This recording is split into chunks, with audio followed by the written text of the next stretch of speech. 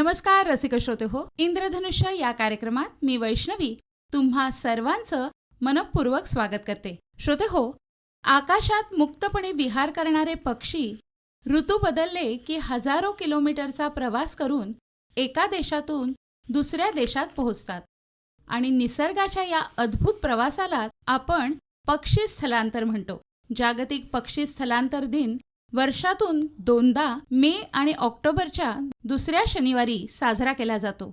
याविषयी आपण अधिक जाणून घेणार आहोत. आज आपल्या स्टुडिओत आलेत जिल्हा माहिती अधिकारी तसंच निसर्ग आणि पक्षी निरीक्षणाची विशेष आवड असलेले पक्षी मित्र श्रीयुत प्रशांत सातपुते सर. सर, आकाशवाणी परिवारातर्फे तुमचं मनपूर्वक स्वागत. मनपूर्वक धन्यवाद.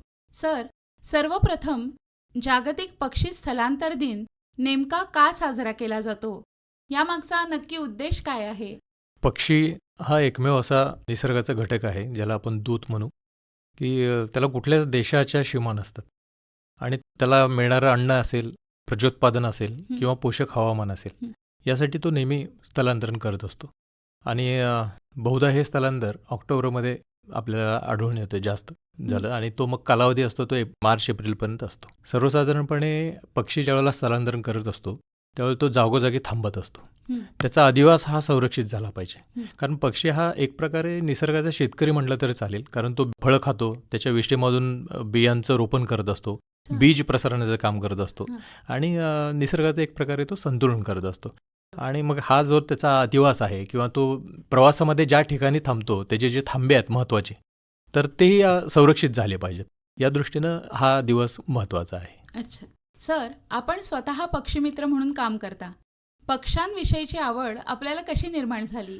प्रत्येक माणसामध्ये लहान मुलं असतं आणि ज्यावेळेला आपण लहान असतो त्यावेळेला प्राणी पक्षी याच्याविषयी आपल्याला एक जाणून घेण्याची रहस्य म्हणा किंवा क्युरियोसिटी असते आपल्याला. आणि हे माझ्याही बाबतीत झालं. म्हणजे शाळा सुटल्यानंतर आम्ही ज्यावेळेला घरी यायचो तर ते कुठेतरी तुळईवर एखादे पक्षी घरटं बांधण्यामध्ये मशगूल असायचे. मग ते रोज त्याचं निरीक्षण करायचं, मग रोज त्या घरट्यामध्ये काय आहे का पाहायचं, मग ती पिलं केवढी मोठी झाली असतील. म्हणजे हा आपल्या अवतीभोवती वावरणाऱ्या जे आहेत, ज्याला आपण चिमण्या म्हणतो, हाऊस पॅरो म्हणतो, साळुंक्या म्हणतो, तर हे आपण बघत असतो, करत असतो. आणि कालांतरानं शिक्षण असेल किंवा नोकरी असेल किंवा करिअर असेल ह्याच्यात थोडंसं ते मागं पडतं. त्यावेळेला साधनं कमी असायची. म्हणजे आता आपल्याकडे चांगले अँड्रॉइड मोबाईल्स आहेत की ज्याच्यावर चांगले फोटो घेऊ शकतो आपण. त्यावेळेला हे काय नव्हतं. कधीतरी वाटलं तर आपण मग ते पुस्तकामध्ये बघून आपण एखादा पोपट किंवा एखाद्या चिमणीचं आपण चित्र काढायचो ड्रॉइंगच्या पुस्तकामध्ये. आणि मग खऱ्या अर्थानं ज्यावेळेला नोकरीच्या अनुषंगानं ही जी उर्मी आहे म्हणा किंवा हा जो छंद होता आतमध्ये दडलेला तो असा बाहेर आला. आणि अरण्य ऋषी मारुती चित्तमपल्ली सर, मला वर्ध्यामध्ये मी ज्यावेळेला त्यांची भेट घेतली, त्यांच्यासमोर काही दिवस काम केलं, त्यावेळेला मग याच्याविषयी खूप जाणून घेता आलं आणि याच्याविषयी खूपच आवड निर्माण झाली. आणि मग तो प्रवास अव्याहतपणे अजून सुरू आहे. वा, किती छान सर. सर, कोकणात स्थलांतरित पक्ष्यांचं आगमन साधारण कोणत्या काळात होतं? कोकण सर्वसाधारणपणे आता आपण जर बघितलं तर हिवाळ्याच्या दिवसामध्ये जास्तीत जास्त हे पक्ष्यांचं येणं, म्हणजे ज्याला आपण म्हणू, आपण जसं आपण आपल्या घरी पाहुणा येतो तसं हे पक्ष्यांचं सुरुवात होतं. म्हणजे ऑक्टोबरच्या सुरुवातीला हिवाळीची चाहूल लागताच उत्तर गोलार्धातून पक्षी यायला सुरुवात होतात. आणि हा मगाशी सांगितल्याप्रमाणे हा मुक्काम जो असतो तो मार्च एप्रिलपर्यंत त्यांचा हा मुक्काम असतो. अच्छा. कोकणात नेहमी आढळणारे काही स्थलांतरित पक्षी कोणते आहेत? कोकण हे पक्ष्यांचं अधिवास किंवा ज्याला आपण स्वर्ग म्हणू पक्ष्यांसाठी आणि खास करून माणसांसाठी आहे. म्हणजे निसर्गानं कोकणाला भरभरून दिलेलं आहे. कोकणामध्ये जर तुम्ही बघितलं तर इथे सिगल्स आहेत, सँड पायपर्स आहेत, तिटवीच्या जाती आहेत, काही ज्याला आपण फ्लेमिंगो रोहित पक्षी म्हणतो ते आहेत, मासेमार घार आहेत, नीलकंठ आहेत. त्याचबरोबर नवरंग, आता तुम्हाला पावसाळ्याची चाहूल लागली की नवरंग तुम्हाला दिसेल. आता तुम्ही आज सुद्धा रत्नागिरीमध्ये जर सकाळी फिरायला नारायणमळीला गेलात तर हक्कानं आणि हमखास तुम्हाला पावसा ओरडताना दिसेल. चातक असेल, म्हणजे हे ज्याला आपण पावसाचे दूत म्हणू, निसर्ग मित्र किंवा शेतकऱ्यांचे मित्र म्हणू, तर हे पक्षी तुम्हाला कोकणामध्ये पाहायला सुरुवात होते. सगळ्यांच्याच मनात एक प्रश्न निर्माण होतो, पक्षी एवढा हजारो किलोमीटरचा प्रवास करतात तर त्यांना दिशा कशी समजते? म्हणजे आपण हल्ली तर GPS वापर करून कुठेही जाऊ शकतो असं म्हणतो टेक्नॉलॉजीनुसार, पण हे पक्ष्यांकडे अशी कोणती टेक्नॉलॉजी आहे? अतिशय चांगला प्रश्न विचारलात मॅडम. म्हणजे आज आपल्याकडे GPS सिस्टीम आहे किंवा अलेक्झा आहे. आज आपण गुगल मॅपिंगवरून काही स्थानं आपण शोधत असतो, तरीही ती चुकते आणि नको त्या ठिकाणी बऱ्याच अशा घटना आपण ऐकल्यात की तलावात, नदीत आपल्याला जायला अलेक्सानं भाग पडलं. परंतु पक्षी हा एकमेव असा आहे निसर्गाचा, की मी तर म्हणेन की निसर्गानंच त्याच्या बुद्धीमध्ये किंवा त्याच्या मेंदूमध्ये हे GPS सिस्टीम बसवली असेल. पृथ्वीचं चुंबकीय क्षेत्र, त्याच्यानंतर पृथ्वीवर असणारे जे काही सरोवर आहेत, पर्वत आहेत, नद्या आहेत आणि रात्र आणि दिवस, आकाशामधले ते दिसणारे काही तारे आणि रात्रीचा प्रकाश असतो, चंद्र वगैरे, तर ते पक्षी बरोबर लक्षात ठेवत असतात आणि त्या सगळ्याचा वापर करून ते एका ठिकाणाहून दुसऱ्या ठिकाणी परफेक्ट जात असतात. म्हणजे त्याच्यामध्ये सूर्याची स्थिती, चंद्राची स्थिती, रात्री दिसणारे ग्रह तारे, दिवसा दिसणारे पर्वत असेल किंवा नदी असेल, या सगळ्याचा वापर ते करत असतात. म्हणजे त्यांना परफेक्ट माहीत असतं ते. म्हणजे तुम्ही म्हणाला तसं इनबिल्ट त्यांच्याकडे GPS निश्चित सिस्टीम निश्चित बसवलेली आहे. निश्चितच सर, तुम्ही पक्ष्यांची फोटोग्राफी पण करत असता. निश्चित. तुम्ही स्वतःच पक्षी मित्र आहात, त्यामुळे ती तुमची आवड आहे. तर तुमच्या कॅमेऱ्यात टिपलेला एखादा खास पक्षी किंवा एखादा अविस्मरणीय अनुभव आमच्या श्रोत्यांसोबत शेअर करा. निश्चित मला आवडेल सांगायला. असे बरेच प्रसंग आहेत, त्यातले 2 प्रसंग मी सांगेन. ओरोसमध्ये असताना एकदा म्हणजे सकाळी ज्यावेळेला आम्ही फिरायला जातो आपण वॉकिंगला, तसं मी आणि माझी सौ सोबत होती आणि एका ठिकाणी मनसोक्त श्यामा पक्षी बघडत होता. म्हणजे तो आमच्या समोर अंगणामध्ये जणू काही तो आपण पाळलेला आहे, इतक्या कमालतेनं तो आपल्यामध्ये तल्लीनतेनं गुंग होऊन पाळलेला. म्हणजे आम्ही तिथे दोघे होतो, ह्या अस्तित्वाची पण त्यानं तमा न बाळगता तो वेगवेगळ्या पोजेस देत होता आणि मी ते फोटो टिपत होतो. जणू तो प्रसंग खास त्याच्या मॉडेलिंगचा किंवा त्याच्या फोटो टिपण्याचा असावा, असं काही तो प्रसंग होता. आणि इंदोरजवळ कनाडिया नावाचं एक छोटंसं गाव आहे, खेडेगाव, की तिथे एक वनराई आहे. त्या वनराईमध्ये मी असंच संध्याकाळी एकदा गेलो होतो आणि तिथे गेल्यानंतर मला रानपिंगळा दिसला. रानपिंगळा पहिल्यांदा एक दिसला आणि नंतर मला लक्षात आलं की त्या आंब्याच्या झाडावर भरपूर रानपिंगळे आहेत. त्यामुळे मी ते मोबाईल काढून टिपत असताना ते सगळे उडून गेले किंवा लपून बसले, असं ते त्या दिवशी झालं. त्याच्यानंतर पाना हाडून ते असे जणू काही आपण कोण गेलं का आता म्हणून जसा माणूस वाकून पाहतो अशा स्टाईलनी ते मान हलवून वगैरे मला पाहत होते. त्या दिवशी जेवढे काही मिळाले तेवढे घेऊन मी गेलो. पुन्हा दुसऱ्या दिवशी त्याच वेळी त्याच ठिकाणी मी तिथे गेलो. त्यावेळेला मात्र मी गेल्या गेल्या एक रानपिंगळे त्या झाडावर येऊन बसले आणि जणू काही आता आम्ही आलोय, तुला हवे तेवढे फोटो घे, अशा आविर्भावात ते बसून होते. सर, आत्ताच तुम्ही सांगितलं की जसं काय मॉडेलिंग चालू आहे तसे पक्षी पोज देत होते. तर मग माणूस आणि पक्षी ह्यांच्यात काही साम्य काय आहे? म्हणजे ह्याच्यावर कुतूहल माझं जागं झालंय. मुळात हा माणूस देखील निसर्गाचाच घटक आहे, बरोबर. पण त्याच्या बुद्धीचा विकास किंवा उत्क्रांतवाद वाढत गेल्यामुळं त्याच्यामध्ये जो स्नेहभाव असायला पाहिजे निसर्गाविषयीचा तो लोप पावत गेला आणि विकासाच्या नावाला काही गोष्टी त्या आपल्या पर्यावरणाला किंवा वातावरणाला घातक ठरत गेल्या. परंतु पक्षी हा असा आहे किंवा कोणताही प्राणी असेल, आपल्या घरात आपण पाळलेला असेल किंवा माणसानं केलेल्या प्रत्येक गोष्टीची जाणीव ठेवतात. त्यामुळं निसर्गाकडनं, पक्ष्यांच्याकडनं माणसाला शिकण्यासारखं खूप आहे. आणि ज्यावेळेला तुम्ही म्हणजे डॉक्टर सलीम अली असतील किंवा अरण्य ऋषी मारुती चित्तमपल्ली सर असतील, म्हणजे खऱ्या अर्थानं पक्षी हे आपले सोबती आहेत, मित्र आहेत आणि हा स्नेहभाव ठेवायला हवा आणि त्यांच्याकडून खूप काही शिकता आलं पाहिजे. काही उदाहरणं पण आहेत. म्हणजे पुण्यामध्ये आपण बघत असतो फ्लॅट संस्कृतीमध्ये वावरताना पक्ष्यांना तुम्ही काही खायला दिलं किंवा फ्रुट्स वगैरे ठेवलेत, पाणी ठेवलं, तर ते येतात, तुमच्या घरच्यासारखे पाहुण्यांच्यासारखे मस्तपैकी त्याचा आनंद घेतात आणि निघून जातात. म्हणजे हा एक स्नेहभाव किंवा तुमच्याविषयीची त्यांना भीती कमी व्हायला लागते आणि बाबा प्रेम वाटायला लागतं त्यांनाही. थोडक्यात म्हणजे सर, की फक्त हा निसर्ग माणसाचा नाहीये, तर आजूबाजूला पक्षी, प्राणी त्यांचाही तो तेवढाच निसर्ग आहे आणि आपण तेवढीच त्यांची काळजी घेणं गरजेचं आहे. आत्ताच तुम्ही म्हटलं की आपण गॅलरीत फळं किंवा अन्न, पाणी पक्ष्यांसाठी ठेवतो आणि ते येतात. आता उन्हाळा खूप जाणवतोय, आपण म्हणतो की पाणी आटलंय सगळीकडचं. मग आपण ह्या दृष्टीने पक्षी आणि प्राण्यांची कशी काळजी घ्यावी? हा खूप चांगला प्रश्न आहे आणि आत्ताच्या वातावरणासाठी तो महत्त्वाचा आहे.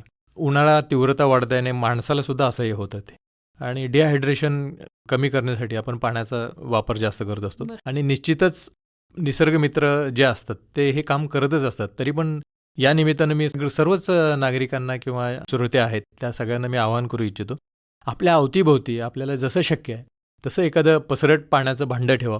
त्यांच्यासाठी काही खाद्य किंवा अन्न ठेवता आलं तर सगळ्यात चांगलं आहे. आणि पक्षी हे आपले मित्रच आहेत, सोबतीच आहेत. म्हणजे तुम्ही बघा, पक्ष्यांचं घड्याळ हे सूर्य असतो.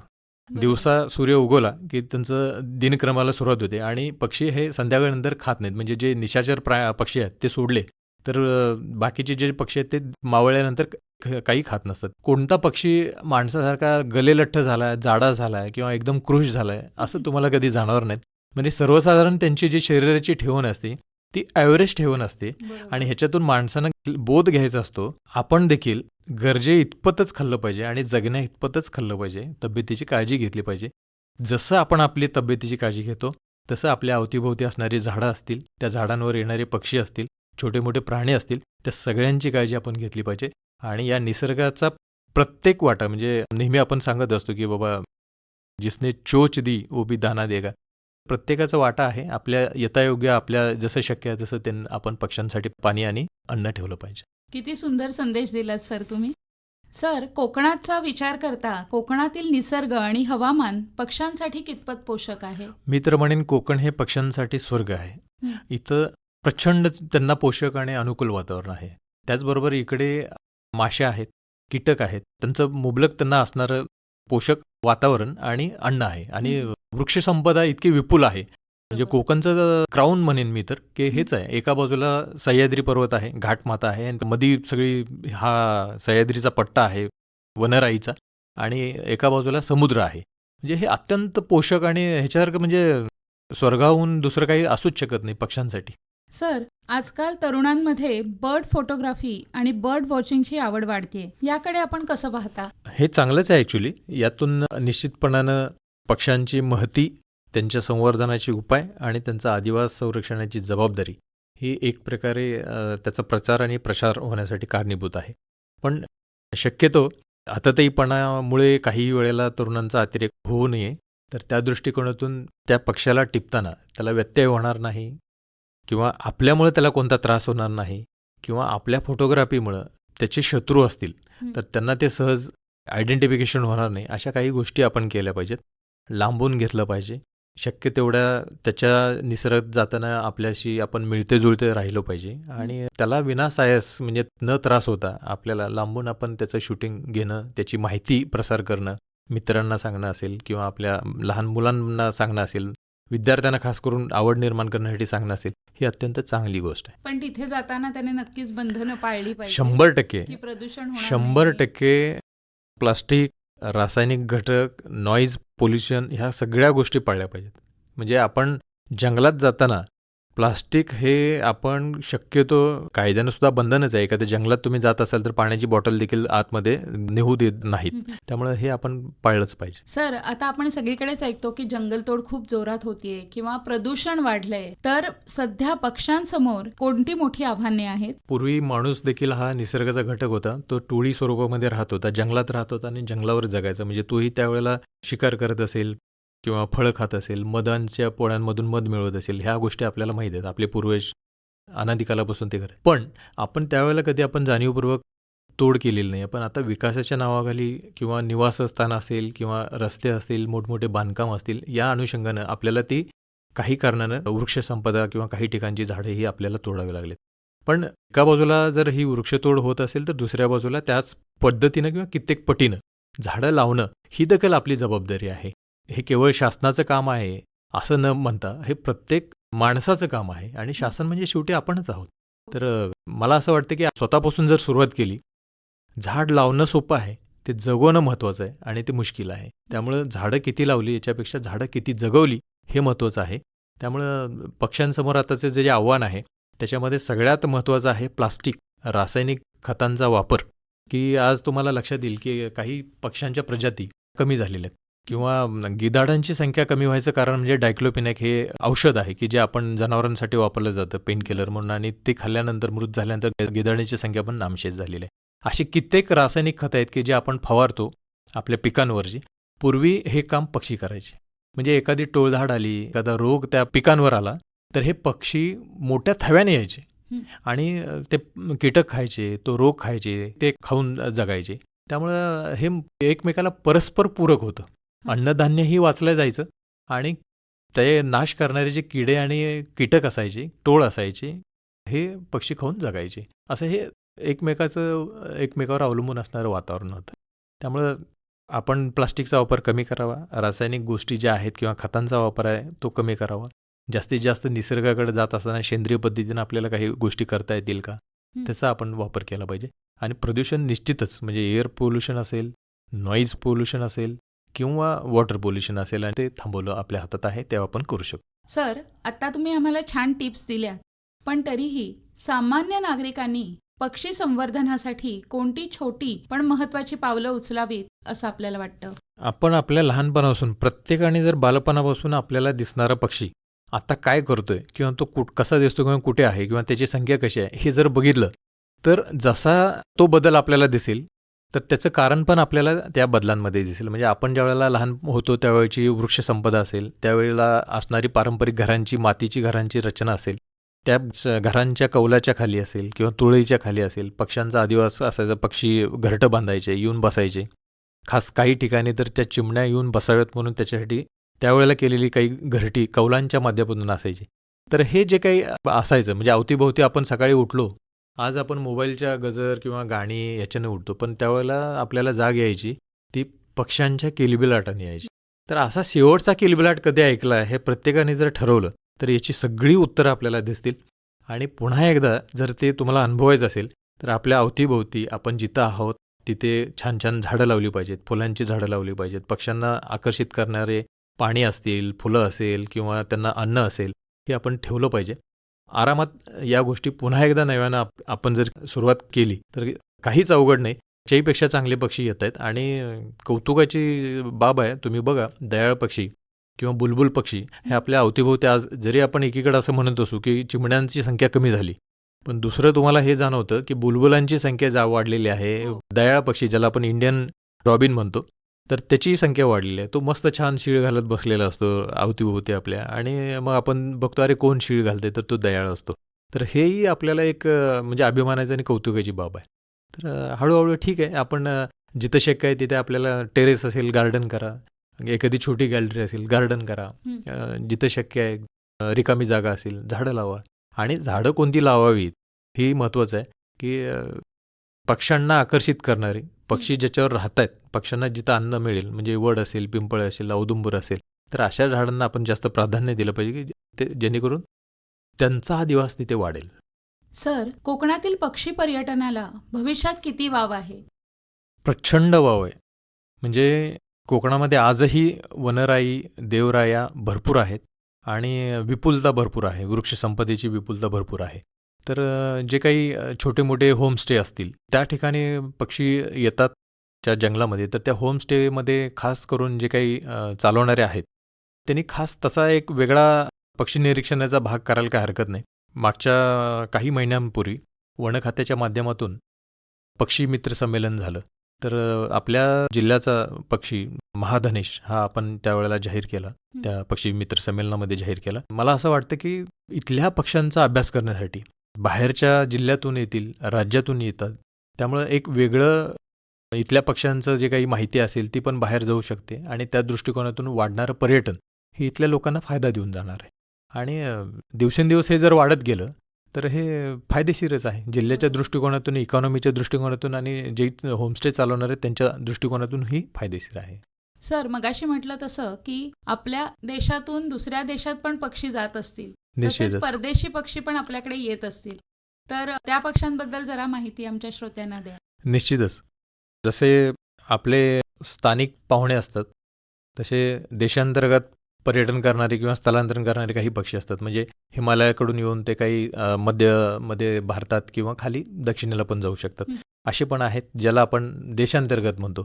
त्याच्यामध्ये नवरंग आहेत. मी आता मगाशी सांगितल्याप्रमाणे नवरंग तुम्हाला आता दिसायला सुरू होईल, म्हणजे पावसाच्या आधी तो दिसायला सुरुवात होतो. चातक आता तुम्हाला ऐकायला मिळत असेल. इंडियन पॅराडाईज ज्याला आपण स्वर्गीय नर्तक म्हणतो, किंवा कस्तूर शिळकरी ज्याला आपण म्हणतो, किंवा रोहित पक्षी फ्लेमिंगो, हे आपल्याला सगळ्यांना माहीतच आहे की ते थवेच्या थवे आपल्याकडे येत असतात ह्याच्यामध्ये. किंवा काही हंस आहेत किंवा इंडियन रोलर ज्याला आपण नीलपंखी म्हणतो. बगळे आणि विविध पाणपक्षी हे नेहमीच स्थलांतरित हे देशांतर्गत करत असतात. आणि आपल्याला ही माहीत आहे की काही सायबेरियन पक्षी आपल्या भारतामध्ये येत असतात. असे काही परदेशी पक्षी पण आहेत. त्याच्यामध्ये सगळ्यात जास्त आता बोलायचं झालं ज्याला आपण खऱ्या अर्थानं खरा विश्वविक्रमवीर हा आपण म्हणू, तर हा एक समुद्री पक्षी आहे की ज्याला आपण आर्टिक टर्न असं नाव आहे जगातला. तर लहान सडपातळ आणि तो राखाडी पांढऱ्या रंगाचा असतो आणि तो सगळ्यात जास्त प्रवास करतो. छोटा असून सडपातळ असून तो सगळ्यात जास्त प्रवास करत असतो. त्याच्यानंतर पट्टेरी हंस ज्याला आपण बार हेडेड गुस वगैरे आपण म्हणतो. मगाशी सांगितल्याप्रमाणे ग्रेटर फ्लेमिंगो रोहित पक्षी आहेतच. कॉमन क्रेन किंवा क्रौंच पक्षी क्रौंच पक्ष्याविषयी परत भारतीय याच्यामध्ये बरंचसं साहित्य पण उपलब्ध आहे लिहिलेलं वगैरे. किंवा फाल्कन जो आहे, आता हे सगळे पक्षी बाहेरून येत असतात आणि नेहमीच ते स्थलांतर करत असतात. आपल्या अवतीभोवती सुद्धा कोकणामध्ये बऱ्याच म्हणजे अंगारक हा स्मॉल मिनिवेट आहे किंवा सुतार पक्ष्यांच्या हुदहुद आहे, बऱ्याचशा जोड्या वेगवेगळ्या आहेत. हे आपल्या अवतीभोवती दिसत असतात. म्हणजे शराटी किंवा मुग्धबालक आपण म्हणतो, ओपन बिल, हे सगळे पक्षी आपल्या अवतीभोवती दिसत असतात. थोडंसं फक्त निरीक्षण शक्ती तुम्ही जर वाढवली तर तुम्हाला हे पक्षी दिसू शकतात. आणि ई-बर्ड्स नावाचं एक ॲप आहे. जर तुम्हाला एखादा पक्षी असा दिसला तर त्याच्यामध्ये त्याची तुम्ही नोंद करा की तो हा बाबा पक्षी माझ्या इथे तो दिसला आहे. तर जेणेकरून तुमच्यासारखा एखादा अभ्यासक असेल तर त्याच्यामध्ये तुम्हाला त्याची माहिती आपसूकपणे मिळून जाईल. सर, नेहमीच आपल्याला आजूबाजूला पक्षी दिसत असतात. मग असे काही पक्षी आहेत का जे आपल्याला वाटतात की हे आपलेच आहेत, म्हणजे स्थानिक आहेत, पण ते ॲक्च्युली परदेशातून आपल्याकडे आलेत किंवा परदेशी पक्षी आहेत, असे कोणते आहेत का? मुळात हे विश्वची माझं घरं. म्हणजे माणूस हा इतिहास बघितला तर आफ्रिकेतून माणसाची सुरुवात झाली आणि तो झूम पद्धतीने म्हणजे पोटासाठी फिरत फिरत फिरत तो प्रत्येक उपखंडामध्ये स्थिरावला. म्हणजे टेथिस नावाचा समुद्र आणि गोंडवाना नावाचा जमिनीचा भाग आणि मग कालांतरानं ज्या काही भूगर्भीय हालचाली झाल्या म्हणजे वेगनेरचं खंडवहन सिद्धांतानुसार ह्याचे उपखंडामध्ये रूपांतर झालं. त्यामुळं ही पृथ्वीच आपली आहे. त्यामुळं आता जरी ते उपखंडात वेगवेगळे खंड नावानिशी गेले असले तर ते त्या ठिकाणी वाढलेले जे काही पक्षी आहेत किंवा ज्याला आपण त्या हवामानाला पोषक ॲक्सेप्ट केलेले पक्षी आहेत ते नेहमीच आपल्याकडे येत असतात. खास करून पाणथळ जे पक्षी आहेत, समुद्री पक्षी जे आहेत ते परदेशी असतात. आणि नेहमी आपण पेपरमधनं वगैरे बातम्यांमधून वाचत असतो की बाबा क्रौंच, फ्लेमिंगो इकडे नवीन आलेले आहेत, परदेशी पक्षी सिगल आहे, इकडं थवेच्या थवे दिसत आहेत. खास करून या बातम्या आपल्याला वाचायला मिळतात. तर हे पक्षी त्यांना पोषक वातावरण, अन्नाची गरज आणि प्रजोत्पादन 3 गोष्टींसाठी एका जागेवरून दुसऱ्या जागी, एका खंडातून दुसऱ्या उपखंडामध्ये जात असतात. सर, जाता जाता पक्षी स्थलांतर दिनानिमित्त आमच्या श्रोत्यांना आपण काय संदेश द्याल? पक्षी हे पर्यावरणाचे दूत आहेत. ते निसर्गाचे चक्र सुरळीत ठेवण्याचं काम करतात. पण सर्वांनी एक संकल्प केला पाहिजे की हा जो निसर्गाचा अनमोल ठेवा आहे हा निश्चितपणाने आपण सांभाळला तर पाहिजेच, पण हा उत्तरोत्तर वाढवला पण पाहिजे. कारण उद्या माझा मुलगा असेल किंवा माझा नातू असेल किंवा त्याचा मुलगा असेल, या लोकांना हे पक्षी दिसले पाहिजेत. असं व्हायला नको की बाबा डायनासोर, आज आपण स्टीव्हन स्पिलबर्गच्या चित्रपटामध्येच पाहतो की बाबा डायनासोर कधी काळी पृथ्वीवर अस्तित्वात होता किंवा आपल्या अभ्यासकाच्या पाठ्यक्रमामध्येच त्याचा फोटो पाहतो. तर असं न होता हे पक्षी त्यांना देखील, जे पक्षी आपण पाहिलेत हे पक्षी देखील आपण आपल्या पुढच्या पिढींना सुद्धा जिवंतपणाने दाखवले पाहिजेत आणि ते जतन केले पाहिजेत. तर त्याच्यासाठी त्यांचं संवर्धन असेल, परिसर संवर्धन असेल, त्यांचा अधिवास असेल, तर हे सगळं जपलं पाहिजे. खास करून पर्यावरण जपलं पाहिजे. आणि मगाशी सांगितल्याप्रमाणे जेवढं रासायनिक किंवा प्लास्टिक असेल हानिकारक आहे निसर्गाला, या गोष्टींचा कमीत कमी जवळपास न के बराबर वापर केला पाहिजे. खरंच सर, पक्ष्यांकडे फक्त बघायचं नसतं तर त्यांच्याकडून निसर्गाशी जोडून राहायलाही शिकायचं असतं. त्यांच्या किलबिलाटाने सकाळ सुंदर होते आणि त्यांच्या अस्तित्वानं पर्यावरणाचं संतुलन टिकून राहतं. पक्षी स्थलांतर दिनानिमित्त तुम्ही दिलेली माहिती आणि अनुभव श्रोत्यांना नक्कीच निसर्गाकडे नव्या नजरेने पाहायला प्रेरणा देतील. सर, तुमच्यासारखे पक्षीमित्र हे सौंदर्य जपण्याचं काम करतायत, ही खूप आनंदाची गोष्ट आहे. आज तुम्ही इथे आलात, आमच्या श्रोत्यांशी माहितीपूर्ण गप्पा मारल्यात, त्याबद्दल आकाशवाणी परिवारातर्फे मी तुमचे मनःपूर्वक आभार मानते. धन्यवाद. निसर्ग संवर्धनाच्या या मोहिमेमध्ये आज मला इथं बोलवलं आणि आकाशवाणीनं ही संधी दिलीत आणि या माध्यमातून निसर्ग संवर्धनाचं काम, ज्याची जनजागृती होते, त्याबद्दल आकाशवाणीचं मनःपूर्वक आभार, मनःपूर्वक धन्यवाद. तर श्रोते हो, इंद्रधनुष्य या कार्यक्रमातून मी वैष्णवी आता तुमचा निरोप घेते. पुन्हा भेटूच, तोपर्यंत नमस्कार.